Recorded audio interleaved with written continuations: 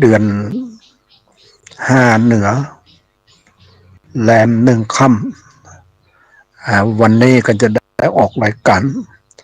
เกี่ยวกับธรรมะคำสั่งสอนขององค์สมเด็จพระสัมมาสัมพุทธเจ้า เมื่อตะวานี้ก็ได้ไปวัดผาลาดก็ได้พบกับท่านพระครูวิศวัตก็เรื่องรายการออกอากาศท่านก็บอกว่าถ้าได้รับโทรศัพท์แล้วก็พูดไปเลย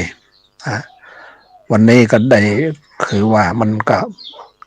ได้ฟังรายการของ พระพรหมคุณาภรณ์เรื่องเกี่ยวกับการรักษาศีลการประพฤติปฏิบัติอย่างต่างๆเนี่ยมาเดี๋ยวนี้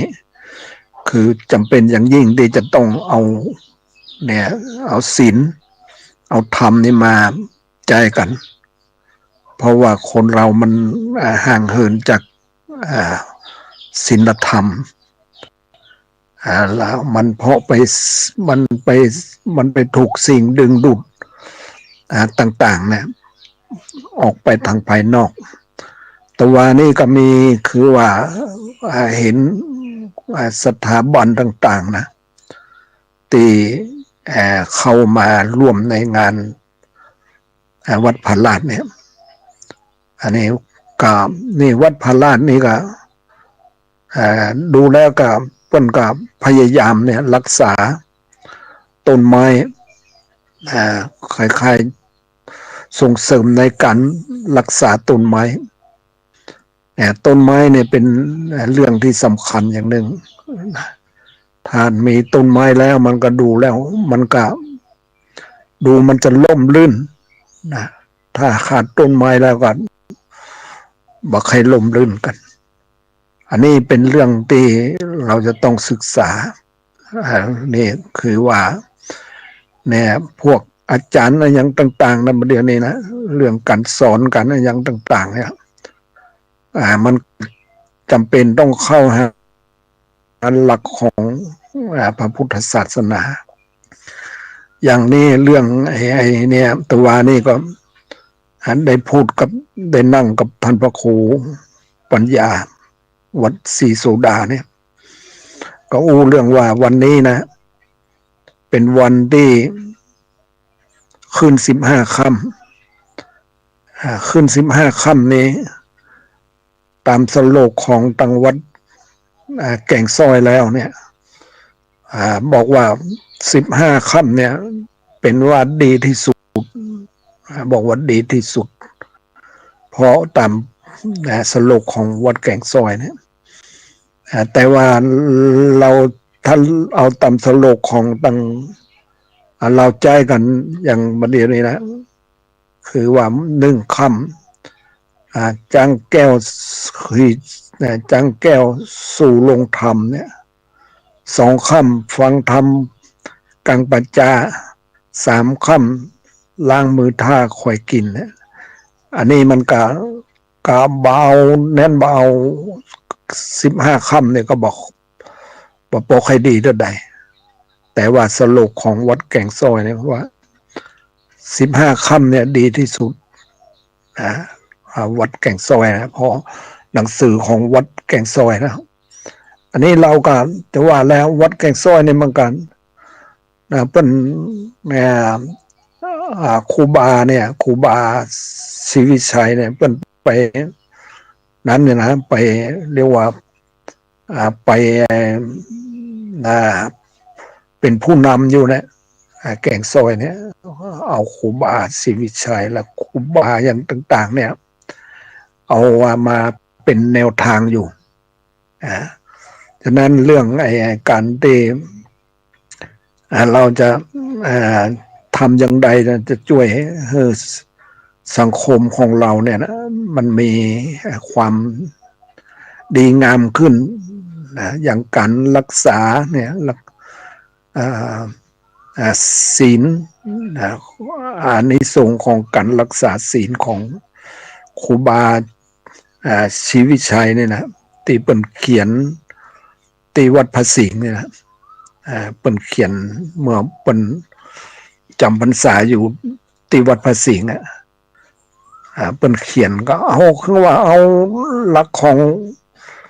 เนี่ยพระพุทธศาสนาเนี่ยนะมานั้นเอามาคือว่าเอามา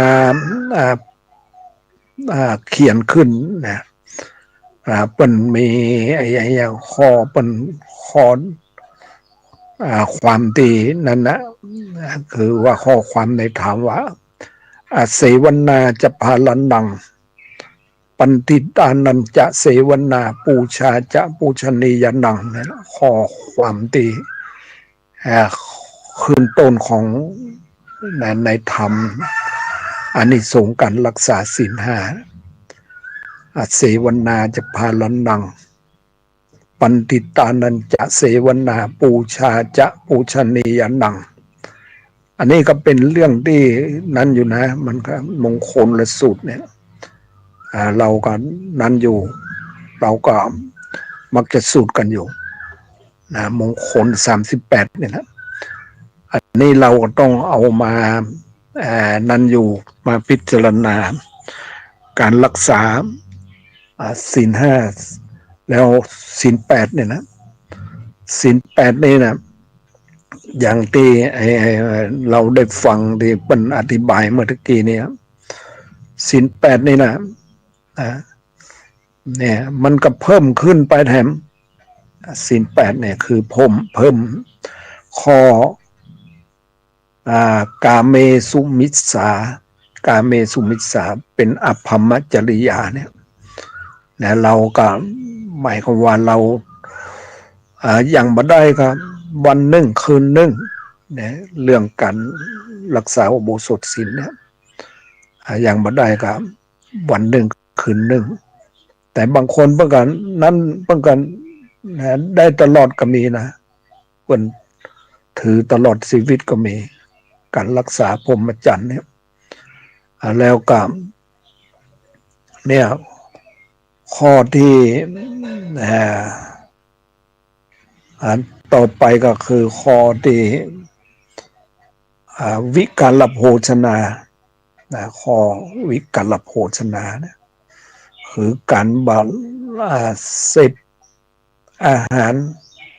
ในเวลาวิกาลไปแล้วเนี่ยเรารับประทานอาหารในเวลาวิกาลไปแล้วพอเนี่ยอันนี้มันเกี่ยวกับผู้ฝึกฝนเรื่องข้อที่รับประทานอาหารในเวลาวิกาลแล้วกับไอ้นี่คือว่าเวลาวิกาลไปแล้วเราก็ถ้ามันตะวันบ่ายไปแล้วเนี่ยเราก็ถือว่าหมดโอกาสแล้วที่เราจะรับประทานอาหารบ่ว่าจะเป็นของเคี้ยวของชั้นต่างๆนี่นะผู้รักษาอุโบสถศีลเนี่ยครับบางทีมันก็รักษาได้อยู่รักษาโดยบัญญัตินักเพราะว่าพอหมดเวลาแล้วเร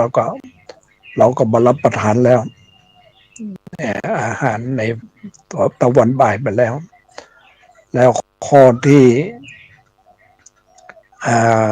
นัจจคีข้อที่7นัจจคีตวาทิตะวิสุกทัสสนะมาลาคันทะวิเลปนะทาลนะ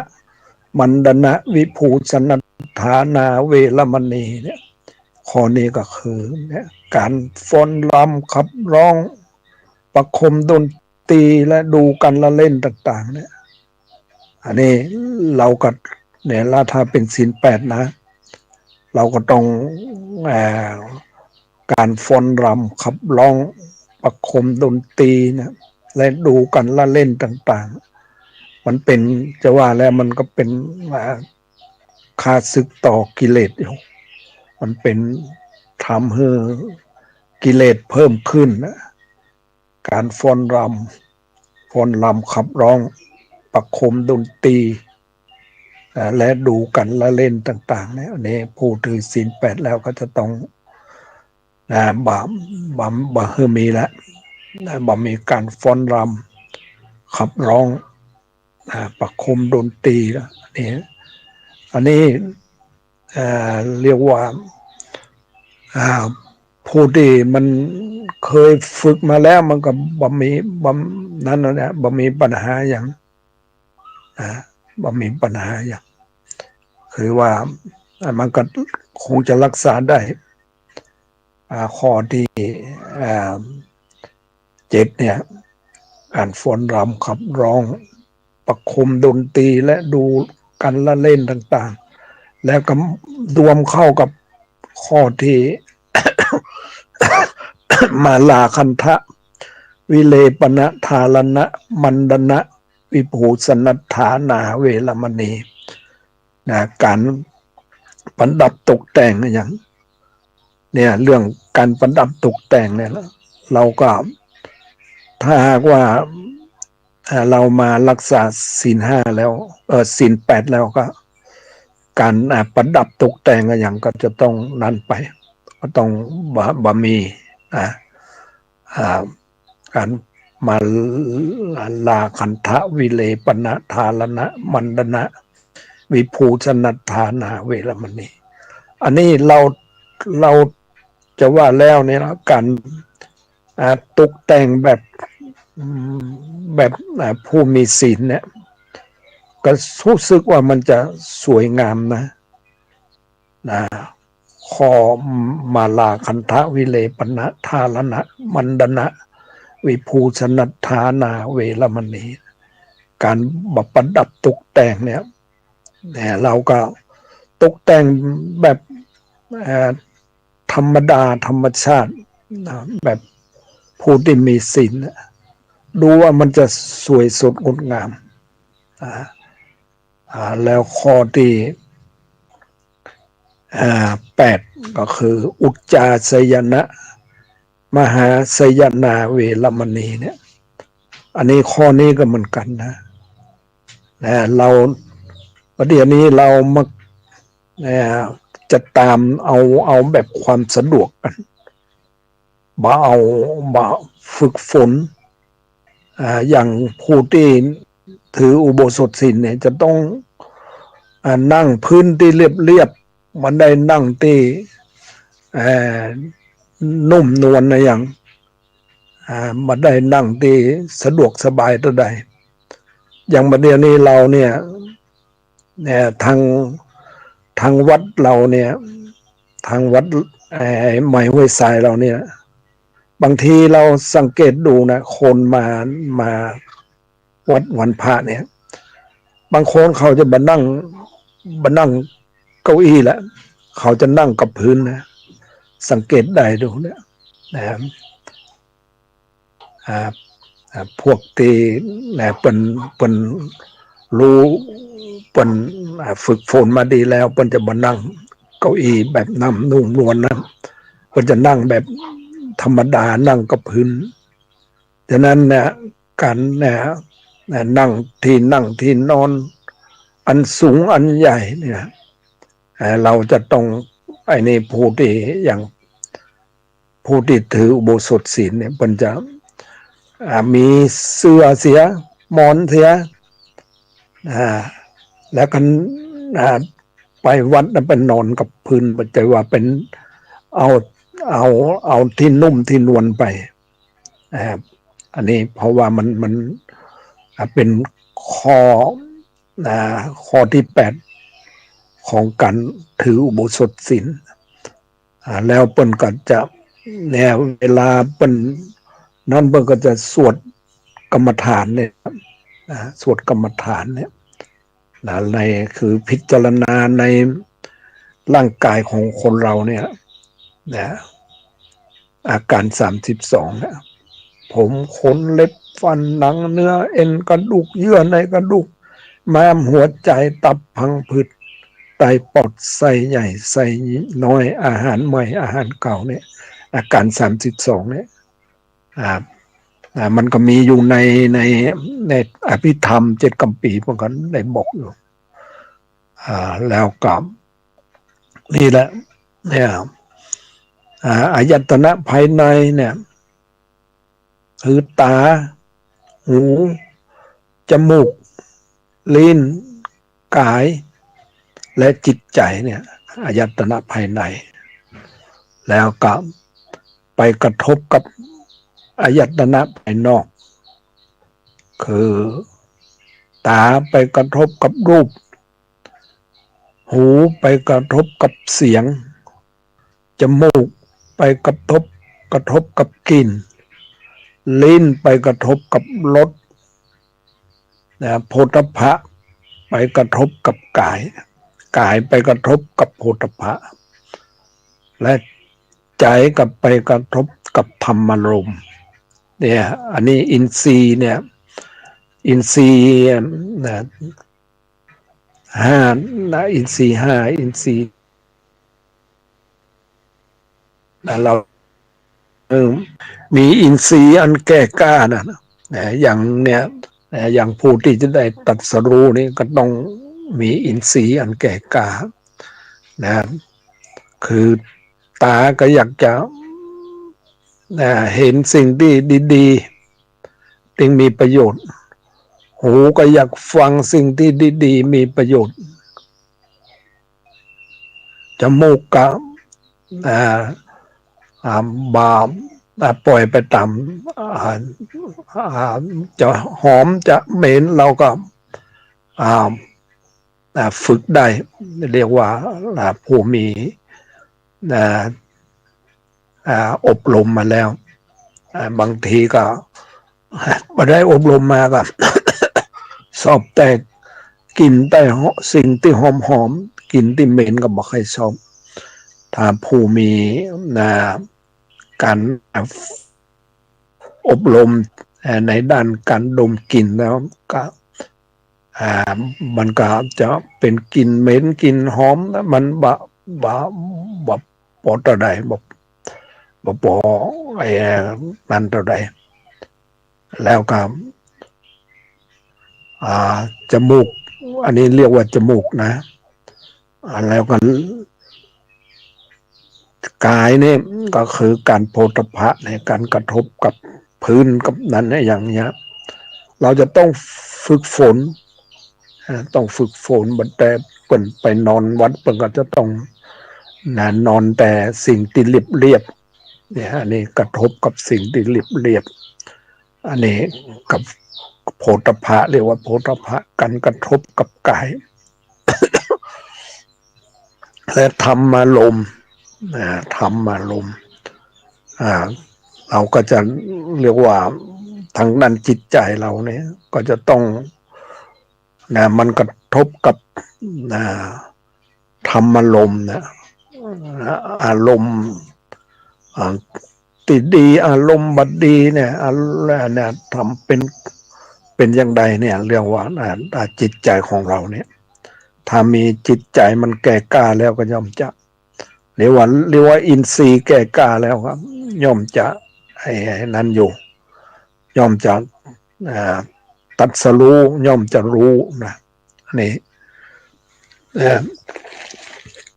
เมื่อแล้วนี่เราก็ได้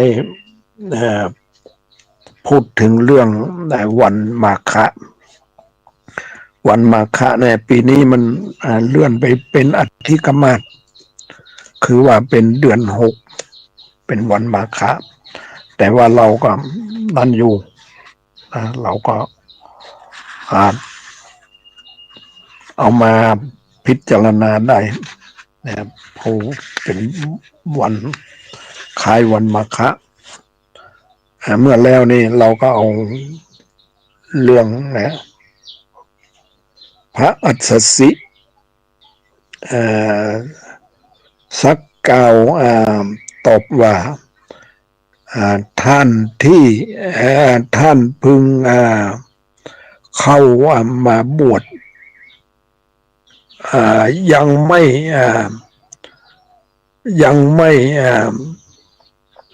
อาจที่จะแสดงธรรมให้พิสดารกว้างขวางจะแสดงได้ก็แต่ โดยย่ออุปติสสะก็กล่าวว่าก็กล่าวตอบว่าการแสดงพยัญชนะมากแต่ไม่ได้เนื้อความอะไรการแสดงนะเนื้อความมากๆแต่ไม่ได้เนื้อความอะไรก็ไม่เป็นประโยชน์ขอจงแสดงแต่โดยใจความที่สำคัญเถิดเนี่ยพระอัสสชิจึงแสดงธรรมโดยโยนย่อให้ฟังดังคาถาว่าเยธรรมาเหตุปะเหตุปะภาวาเตสังเหตุตถาคโตเตสันนาจะโยนิโรโธจะเอวังวาทีมหาสัมมโนนะธรรมเราใดเกิดแต่เหตุพระตถาคตกล่าวเหตุของธรรมเหล่านั้นและความดับของธรรมเหล่านั้นพระมหาสมณะมีวัฏฏะว่าอย่างนี้ท่านพระอัสสชิได้ชื่อว่าเป็นผู้ที่อ่อนน้อมถ่อมตนมากทั้งที่ขณะนั้นท่านได้สำเร็จกิจในพระพุทธศาสนาคือบรรลุธรรมเป็นพระอรหันต์แล้วท่านเป็นผู้ที่มีความรู้ดีสามารถแสดงธรรมโดยในที่ละเอียดลึกซึ้งได้และท่านทราบว่าบุรุษที่อยู่เบื้องหน้าเป็นผู้มีปัญญามากมีบารมีมากพระสัจธรรมเพียงบทเดียวก็เพียงพอที่จะทำให้บุรุษผู้นี้ได้เข้าสู่มรรคอันประเสริฐได้แล้วส่วนกิจที่เหลือพระบรมศาสดาจะเป็นผู้ประทานพระมหากรุณาด้วยพระองค์เองท่านจึง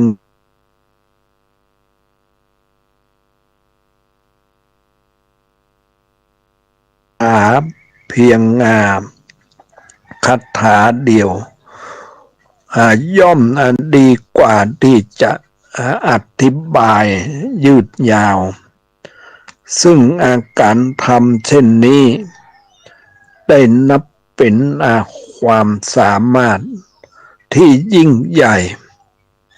ทางพระพุทธศาสนาถือคาถานี้เป็นสำคัญมากเท่ากับเป็นหัวใจของพระพุทธศาสนาเป็นแม้ที่วิหารข้างพระปฐมเจดีย์ก็มีอักษรข้อความในคาถานี้ติดที่ใต้หน้าบันของวิหารอย่างสวยงาม อุปติสสะตั้งใจฟังพระคาถาพร้อมพิจารณาทำตามที่ท่านพระอัสสชิแสดงก็เกิดธรรมจักษุคือดวงตาเห็นธรรม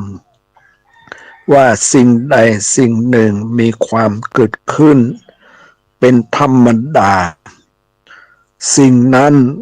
ทั้งหมดมีความดับไปเป็นธรรมดาในอัตถกถาในอัตถกถาแสดงว่าขณะนี้อุปติสสะได้บรรลุธรรมเป็นพระโสดาบันบุคคลในพระพุทธศาสนาเพราะเห็นอนิจจังคือความเกิดขึ้นดับไปซึ่งเป็นหนึ่งในไตรลักษณ์อันนี้นะเรื่องเกี่ยวกับเนี่ยพระสารีบุตร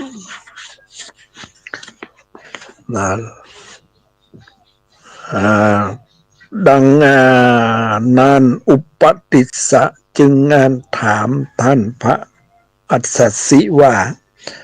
ขณะนี้พระบรมศาสดาประทับอยู่ที่ใด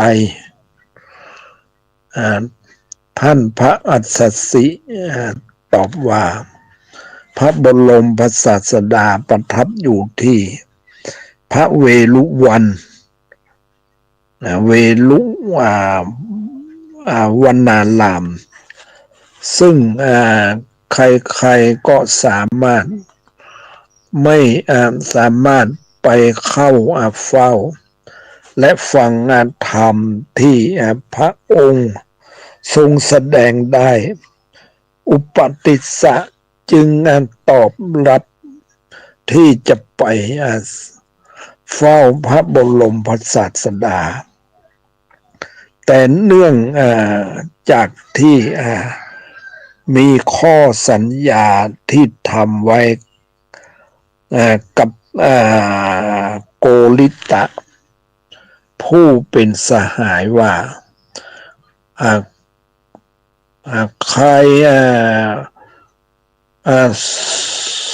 พบอมตะธรรมก่อนจงบอกแก่กันจึงลาท่านพระอัสสชิเพื่อไปแจ้งข่าวแก่โกริตะและจะได้ไปเฝ้าพระบรมศาสดาพร้อมกันในภายหลังโกริตะเมื่อเห็นอุปติสสะเดินมาหาด้วยใบหน้าอิ่มเอิบผ่องใสก็แน่ใจว่าบัดนี้อุปติสสะจะต้องได้พบอมตะธรรมที่กำลังแสดงกำลังแสวงหาแล้วอย่างแน่นอนอันนี้นะเราก็ต้องนั่นดูเรื่องไอ้เนี่ยพระสารีบุตรเนี่ยเรื่องและตนเองก็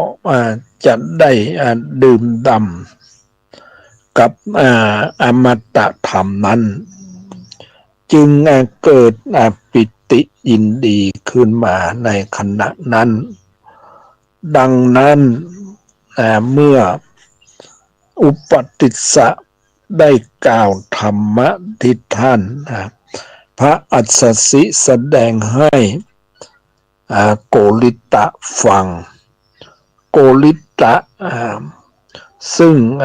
กำลังมีจิตยินดี ก็ฟังด้วยความน่าตั้งใจพร้อมทั้งพิจารณาธรรมนั้น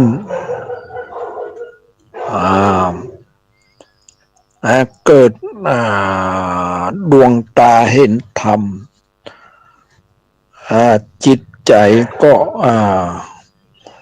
จิตจิตยินดีในจิตยินดีก็ฟังด้วยความตั้งใจพร้อมพิจารณาตามธรรม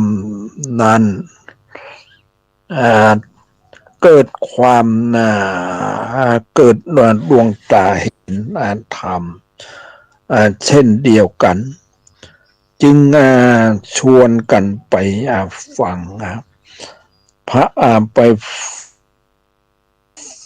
เฝ้าพระบรมศาสดาที่พระเวฬุวนารามอันนี้เรื่องไอ้นี่เกี่ยวกับอุปติสสะโกริตะเรื่องไอ้เนี่ยที่ได้พบพระอัสสสิแล้วเนี่ยเรื่องไอ้การดวงตาเห็นธรรมเนี่ยนะเข้าใจธรรมเนี่ยนะก็เพราะว่าเป็นผู้ที่มีอินทรีย์อันแก่กล้านะตาก็อยากจะเห็นสิ่งที่เป็นประโยชน์หูก็อยากจะฟังสิ่งที่เป็นประโยชน์นี่เพราะอินทรีย์แก่กล้าแล้วพอได้ฟังแต่หัวข้อแล้วครับเข้าใจแล้วเนี่ยอันนี้เรื่องไอ้ที่วัดสีโสดาขึ้นไปก็เป็นสกิตกานะเป็นสกิตกา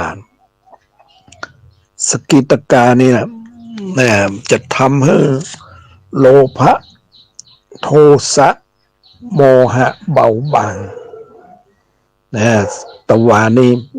เราก็ได้ไปเนี่ยได้พาพอดีเนี่ยได้เอานายนิกกี้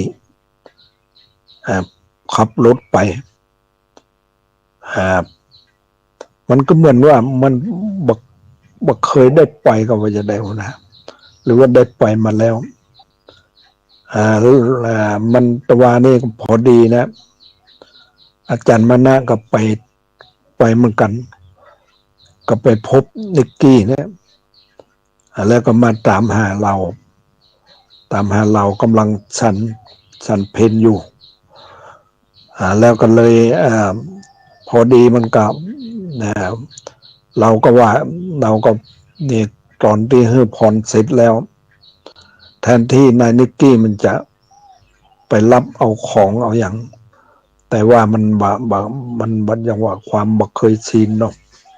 เป็นขยมหรือว่าเป็นขยมใหม่ๆเนี่ยมันก็นั่นอยู่มันบักเคยชินแล้วก็ภายหลังก็มาเนี่ยก็ได้มาพบกับอาจารย์มณะแล้วก็เลยติดตามหาเรากำลังสั้นเพนว่าใกล้เสร็จพอดีแล้วตัวนี้นะแล้วกับนายนิกกี้เนี่ยแกก็พูดว่าประเทศสวิตบ่เหมือนนี้นะประเทศตั้งนี้เนี่ยมันมีกันทำบุญกันบ่อยๆจังเอามันไปขับรถไปวันนั้นก็ไปขับรถไปที่วัดลำเปิงไปแล้วก็เนี่ยกลับมาแล้ว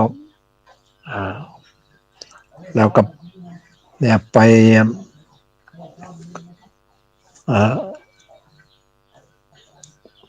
กลับมาแล้วกับเนี่ยมันคล้ายๆไปนะครับไปหลายที่แล้วเพราะว่าตอนนี้ในยอนนี้ กำลังรักษาตัวอยู่จะออกโรงพยาบาลหรือไม่ได้ออกก็ยังไม่รู้นะแต่เมื่อแล้วก็ไปเยี่ยมในย้อนกำนั้นแล้วก็เพราะว่าแกก็ประสบอุบัติเหตุคือไปถูกรถชนแต่ว่าเนี่ยกล่าวว่าเราก็ไปเยี่ยมครั้งเดียวแต่ว่าบางทีถ้าไปเยี่ยมทำครั้งหนึ่งถ้าหากว่าไปพบกับสถานทูตของของอิตาลีนี่นะเราก็จะได้เนี่ยเหมือนกับว่าเราก็อาจจะได้คุ้นเคยกับประเทศอิตาลีแต่เพราะว่ามัน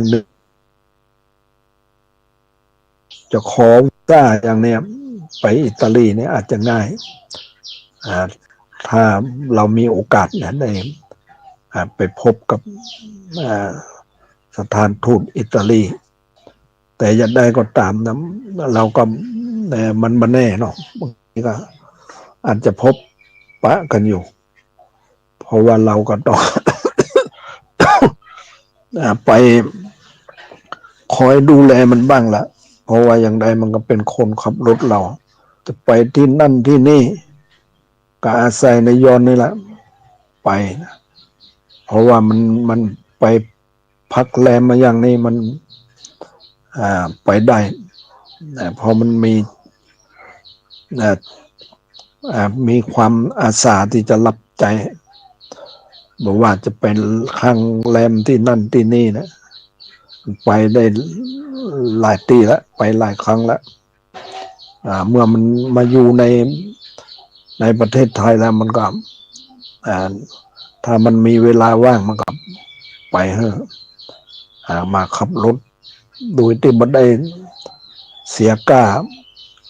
คนขับรถนายยอนนี่ก็เดี๋ยวนี้จะออกโรงพยาบาลแล้วก็หรือว่ายังไม่ได้ออกเนี่ยเราก็ไม่ได้ไปเยี่ยมอันนี้เรื่องเหตุการณ์ที่มันนั้นมาเราตอนนี้มาได้ใจนายนิกกี้นายนิกกี้นี่ก็อาจจะเป็นคนหนุ่มอยู่นะคนหนุ่มอยู่แต่ว่าคิดว่ามันก็มีความเลื่อมใสดีนะมีความเลื่อมใสดีแล้วก็มันคือว่ามันก็ไอ้นั่นเราตัวนี่มันพบไปเนี่ยก็พอดีไปพบกับพระอเมริกันพระจากประเทศอเมริกันคือว่าแกพักอยู่ที่วัดฝ่ายหินนะก็พบกันอะไรก็มาได้นั่นอย่างกำลังฉันอาหารแต่ว่ามันกับหูนะมันหันว่ากันชีวิตความเป็นพระนี่อาจจะดีกว่านะนายนิกกี้เนี่ยมันอาจจะบันหูละภายหลังมันอาจจะบวชก็ได้นะเพราะว่ามันหันชีวิตของความเป็นพระนี่แหละมันนั่นดีมันอยู่แบบปลอดภัยดีบอกใครยุ่งเหยิงอะไรอย่างตัดภาระอย่างต่างๆเนี่ยแต่บรรลุนะบางทีอาจจะแล้วแต่มันนะเมื่อมันยังบวชในมันก็ช่วยขับรถไปหันไปนี่อยู่ถ้าไปบักไก่เนี่ยมันก็ไปเนี่ยไปขับรถไปส่งให้ได้วันนั้นก็ไปเนี่ยไปวัดประแดดนะไป ที่วัดประแดดไปในงานปล่อยหลวงก็ต้องใจนายนิกกี้เนี่ยเป็นคนขับรถไปอันนี้เรื่องนี่เรื่องกล่าวเรื่องเล็กๆน้อยๆนะเกี่ยวกับเหตุการณ์ที่ผ่านมาเรากับตะกี้ก็เรามาเข้าถึงเรื่องเนี้ยวันมาฆบูชาเนี่ยเป็นวันที่นะเป็นวันที่สำคัญในทางพระพุทธศาสนาในการนั้นอุบาสกผู้หนึ่งเป็นผู้อุปถากของท่านพระโมคคัลลานะได้นิมนต์พระภิกษุสงฆ์ซึ่งมีพระพุทธเจ้าเป็นประมุขไว้แล้วเพื่อเสวยและฉันในวันรุ่งขึ้นพระผู้มีพระภาคเจ้าทรงขอให้พระโมคคัลลานะไปหาอุบาสกนั้นและขอว่าถ้าจะเลื่อนการถวายทายธรรมของตนไปภายหลังเกิดนิมนต์ของพระนางสุปวาสาแล้วจะขัดข้องหรือไม่อันนี้เมื่อท่านพระโมคคัลลานะไปขอร้องอุบาสกดังนั้นอุบาสกจึงกล่าวว่าถ้าพระคุณเจ้าเป็นผู้ประกันเรื่องสามอย่างได้ก็จะยินยอมตามที่ขอร้องถ้าประกันไม่ได้ก็ไม่ยินยอมคือภายใน7 วันนี้โภคทรัพย์ของข้าพเจ้าจะไม่เป็นอันตรายใดๆชีวิตของข้าพเจ้าจะไม่สิ้นและศรัทธาของข้าพเจ้าจะไม่ถอยนี่พระเถระอัครสาวกผู้เลิศด้วยฤทธิ์เพ่งพิจารณาอยู่คู่หนึ่งจึงกล่าวว่าดูก่อนอุบาสกอาตมารับประกันให้ได้2 ประการคือโภคะของท่าน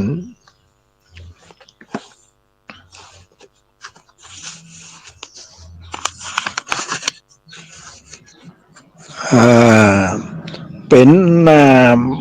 อันตรายเป็นอันตรายใดๆโภคะของท่านไม่เป็นอันตรายใดๆชีวิตของท่านจะไม่สิ้นส่วนศรัทธานั้นเป็นเป็นเรื่องเกี่ยวกับจิตใจอาจประกันให้ไม่ได้ขอท่านจงประกัน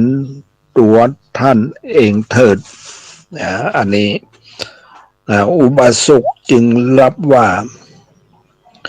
จะประกันศรัทธาของตนเอง เพราะเป็นผู้ได้เห็นแล้ว ซึ่งสัจธรรมศรัทธาจึงไม่คลอนแคลนขออนุญาตให้พระศาสดาและภิกษุสงฆ์ไปเสวยที่พระราชนิเวศของพระนางสุปวาสาก่อนด้วยความเคารพในพระโมคคัลลานะ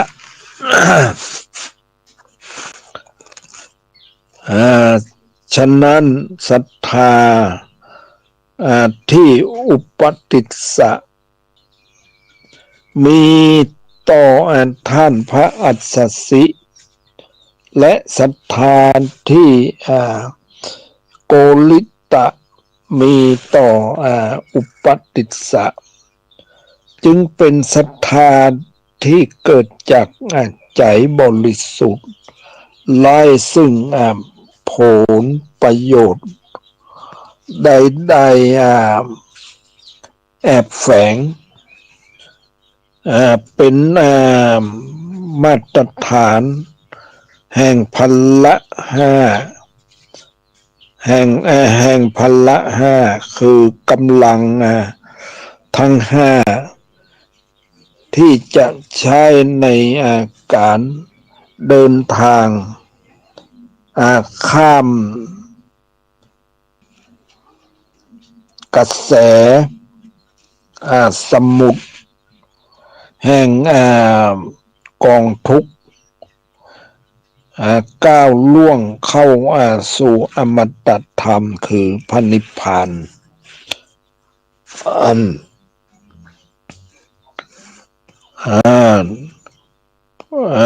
เมื่อทั้งสองเห็นว่าพระธรรมนี้ประเสริฐยิ่งจึงปรารถนาที่จะเกื้อกูลผู้อื่นและบุคคลแรกที่จะบุคคลแรก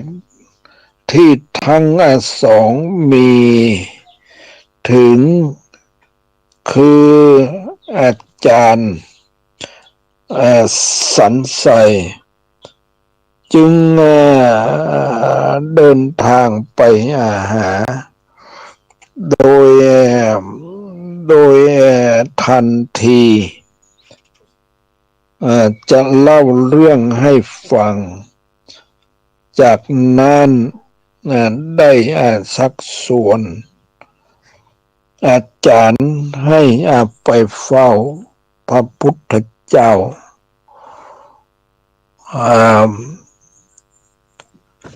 พระพุท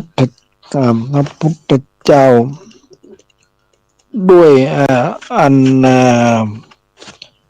อาจารย์สันไส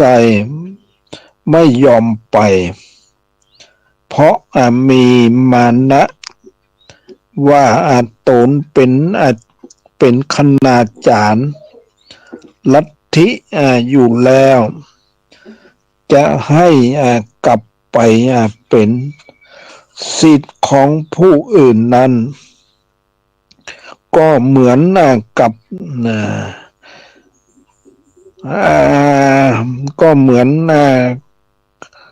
กับเอาจระเข้ไปใส่ในตุ่มซึ่งเป็นไปไม่ได้ในเอาล่ะเรื่องอันนี้นะเรื่องเกี่ยวกับพระอุปติสสะกับโกริตะนะไปหาสันไสซึ่งเป็นอาจารย์เนี่ยเพราะบัญยอมเนี่ยพอบัญยอมลดทิฏฐิของตัวเองก็ถือว่าตัวเองเป็นคณาจารย์อยู่ก็เลยบ่ไปตาม ที่อาจารย์พระสารีบุตรและพระโมคคัลลานะชักชวนให้ไปเฝ้าพระพุทธเจ้าก็เลยเอาหมู่ที่เป็นบริวารนั้นไปเฝ้าพระพุทธเจ้าแล้วก็ละอาจารย์สันไสอยู่แต่พูดแต่บ่มีนั่นแหละบ่มีลูกศิษย์ลูกหาแล้วนะก็เลยเนี่ยอันนี้เรื่องเรื่องเพราะว่ามันบัดใจมรรคผลเนี่ยมันสอนบ่ได้ถึงอมตะธรรมนั่นบ่ได้เอามรรคผลเป็นหลักก็จึงเนี่ยก็จึงเพราะอุปติสสะและโกริตะเนี่ยเป็นผู้ที่ได้แน่วแน่แล้วเป็นผู้ที่เห็นสัจธรรมแล้วเห็นอมตะธรรมแล้วก็จึงต้องออกจากอาจารย์สันไสไปกับไปกับโกริตะอุปติสสะก็ไปกับโกริตะแล้วพวกบริวารนะก็ต้องตามไปนะต้องตามไปนะเพราะว่าเห็นแล้วเนี่ยตัวเองที่ได้ฟังธรรมเนี่ยจากพระอัสสชินั้นเป็นแก่นเป็นสารเป็น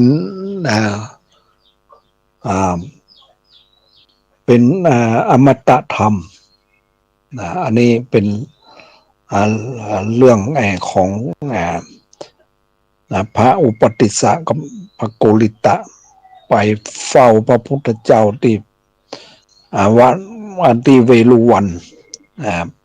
แต่ว่าพระพุทธเจ้าเพิ่นก็คงเห็นแล้วนะเมื่ออุปติสสะโกริตะแล้วบริวารเข้าไปหาพระพุทธเจ้านะเพิ่นก็รู้แล้วว่าอันนี้จะต้องเป็นอัคครสาวกคือฝ่ายซ้ายฝ่ายขวาของพระบรมศาสดาอันนี้ในที่สุดแล้วก็นี่ได้ฟังธรรมในนี้เนี่ยได้ฟังธรรมแล้วก็หมายความว่ามันก็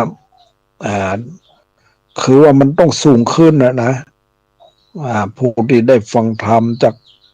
ขั้นดวงตาเห็นธรรมแล้วก็ต้องต่อไปก็ต้องสูงขึ้นนะเพราะได้ฟังจากพระพุทธเจ้าแล้วก็ได้15 วันนะพระพระสารีบุตรจึงได้ดวงตาเห็นธรรมแต่พระโมคคัลลานะนี่ได้7 วันก็ได้ดวงตาเห็นธรรมอันนี้มันคือว่าได้สำเร็จเป็นพระอรหันต์พระสารีบุตรก็ได้สำเร็จเป็นพระอรหันต์ในวันในวัน15 ค่ำวัน15 ค่ำที่พระสารีบุตรได้สำเร็จเป็นพระอรหันต์เนี่ยก็คือวันมาฆะพอดีแล้วแต่ว่ามันเป็นตอนคงจะเป็นตอนเจ้านะตอนบ่ายพวกก็มีกันเนี่ยมีการประชุมพร้อมทั้งองค์สี่นะเรียกว่าจตุรงคสันนิบาตประชุมพร้อมด้วยองค์สี่แล้วพระพุทธเจ้าก็แสดงโอวาทปฏิโมกข์ที่วัดเวฬุวันนะเวฬุวันนะวัดแรกในพระพุทธศาสนาอันนี้ก็เป็นเรื่องราวที่เราจะต้องศึกษาเอามาพิจารณาอันนี้ ผู้ได้ดวงตาเห็นธรรมแล้วครับก็หมายความว่ามันก็ต่อไปก็สูงขึ้นไปสูงขึ้นไปแล้วก็สำเร็จเป็นพระอรหันต์แล้วอันนี้วันนี้นะเป็นก็ใกล้เวลาจะหมดแต่เมื่อแล้วนี่ก็ท่านมหาลำไพจะโทรมาหรือบางทีมันโทรมาแล้วก็อาจจะไม่ได้รับกันเนี่ยแต่อย่างใดนะบางทีก็อาจจะฟังอยู่กันไม่ได้ฟังกันวันนี้ก็ขออนุโมทนากับท่านพระครูวิศวัตรท่านพระครูปริยัติและท่านผู้ฟังทั้งหลายแล้วก็ขอเนี่ยส่งจิตไปให้กับท่านพระครูเป็นท่านเจ้าคุณเนี่ยวัด เจ้าคณะอำเภอเนี่ยเจ้าคณะอำเภอตีจังหวัดอุดรธานีนะว่าเจ้าคณะอำเภอหนองอำเภออะไรเนี่ยติดมาแล้วนะท่านก็ป่วยอยู่แล้วก็จะหายหรือก่อนนี้ก็เอาขอส่งจิตไปช่วยได้พ้นจากพ้นจากการเจ็บไข้ได้ป่วยแต่ว่าอย่างใดนี่ก็นี่แหละเรานึกถึงพระโมคคัลลานะแล้วก็เนี่ยโมคคัลลานะแล้วก็มันมีอิทธิฤทธินะแล้วก็เราก็มีพอดีได้หลวงปู่ทวดมาก็คิดว่าอยากจะไปเยี่ยมเหมือนกันนะอยากจะไปเยี่ยมท่านเจ้าคุณที่ตีเจ้าคณะอำเภอนั้นป่วยอยู่นี่แหละก็ขอให้พ้นจากนั้นวันนี้ก็ได้เวลาแล้วก็ขออนุโมทนากับท่านพระครูพระครูวิศวัตรและพระครูปริยัติขอให้มีความสุขความตลอดถึงศรัทธาญาติโยมทั้งหลายผู้ฟังก็ขอให้มีความสุขความเจริญ